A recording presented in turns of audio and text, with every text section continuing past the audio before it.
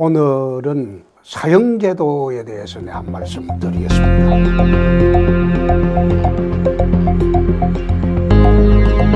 97년 12월 30일 YS 정권 당시에 23명을 사형집행을 한 것이 대한민국 사형집행의 끝입니다. 저는 검사 시절에 마지막 수사한 사건이 온보현 택시운전사 강간 살인 사건을 수사를 해서 오늘 범인 온보현이 피해자들을 살해한 뒤에 시체를 버린 장소 등에서 현장 검증을 실시했습니다.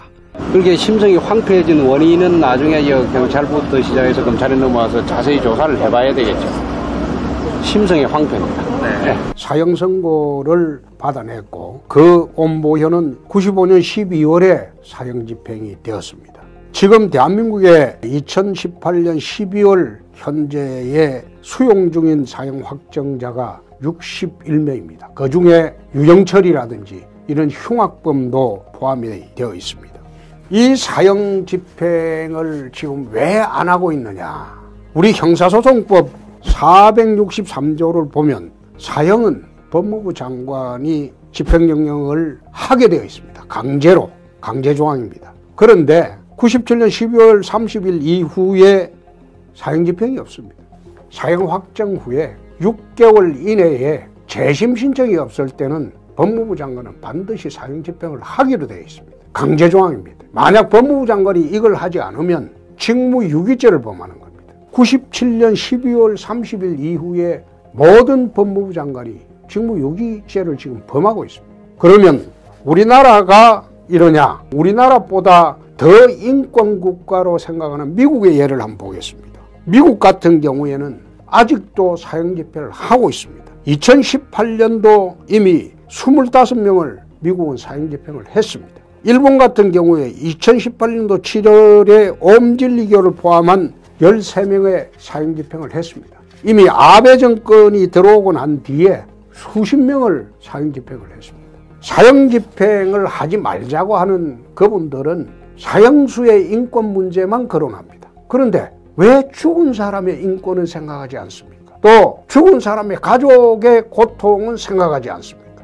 나는 지난 대통령 선거 때도 수용 중인 사형수 중에 대부분은 나 사형 집행을 해야 되겠다. 흉악범은 사형 집행을 반드시 해야 되겠다. 내가 그런 공약을 한 일이 있습니다. 세모를 보내면서 나라가 얼마나 흉흉해지고 있습니까? 이런 흉흉해지고 흉악범죄가 날뛰고 있는 이 나라의 치안질서 유지와 그리고 죽은 사람의 인권 그리고 남은 가족들의 고통을 생각해서라도 반드시 나는 사형 집행을 해야 되는 그런 나라가 되었으면 한다. 이런 말씀을 오늘 세모에 드립니다. 여러분 다시 한번 생각해 보십시오.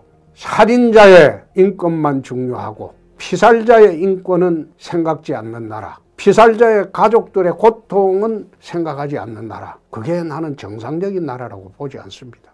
그래서 세모에 다시 대한민국의 사형제도를 바라보는 그런 계기가 되었으면 한다. 이런 말씀을 드렸습니다. 김해 출신 민주당의 김정호 의원이 김포공항에서 갑질 행태를 보였습니다.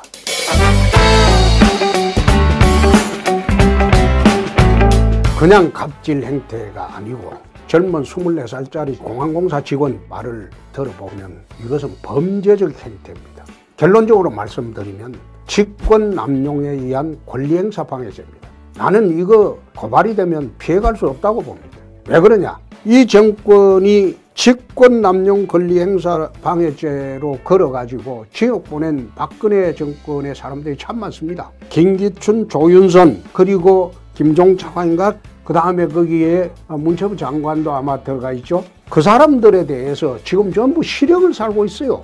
근데 그 사람들이 한 행위는 똑같이 직권남용 권리행사 방해죄인데 지금 하고 있는 김정호 의원의 직권남용죄가 왜 되느냐? 첫째, 이 의원은 국토교통위원회 국회의원입니다. 그리고 자기 감독 산하에 있는 공항공사 직원들의 정당한 업무를 폭행과 협박으로 그건 방해를 했습니다. 그건 명백하게 직권남용 권리행사 방해죄인데 김기춘 대통령 비서실장이 이 죄로 4년을 선고받았어요. 그리고 조윤선 문체부 장관도 그 당시에 2년인가 선고를 받았어요. 또 김종 차관도 지금 아마 대법원에 지금 2년인가 선고받고 계류 중인 걸로 알고 있습니다. 그런데 이 정부의 국회의원이 공항에서 그런 갑질 행태를 보이고 범죄적인 갑질입니다. 이 정부에서 한 행태를 한번 봅시다. 박찬주 대장의 공관병 갑질 논란 때 문재인 대통령은 이번 기회에 국내의 갑질 문화를 뿌리 뽑아야 한다.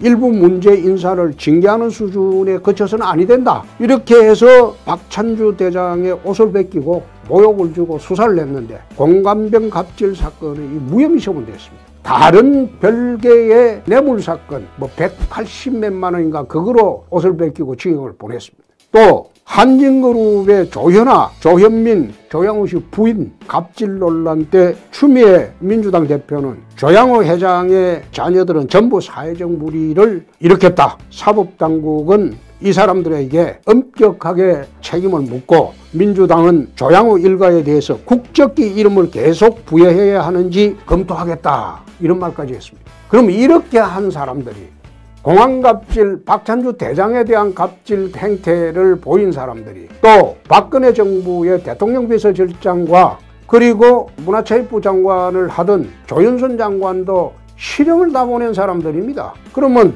민주당의 이번에 김정호 의원의 갑질 행태는 내가 보건대는 그 기준으로 하면 적어도 징역 2년 이상 살아야 하는 중죄입니다. 자기들이 범죄를 저지르고는 빠져나가려고 하고 다른 사람 범죄를 저지를 때는 추상같이 징치를 하고 그런 정권은 되어서는 안 되겠죠. 대통령이 결과는 정의롭다고 했습니다. 김정호 의원에 대한 사건을 문재인 대통령은 정의롭게 처결하시기를 바랍니다.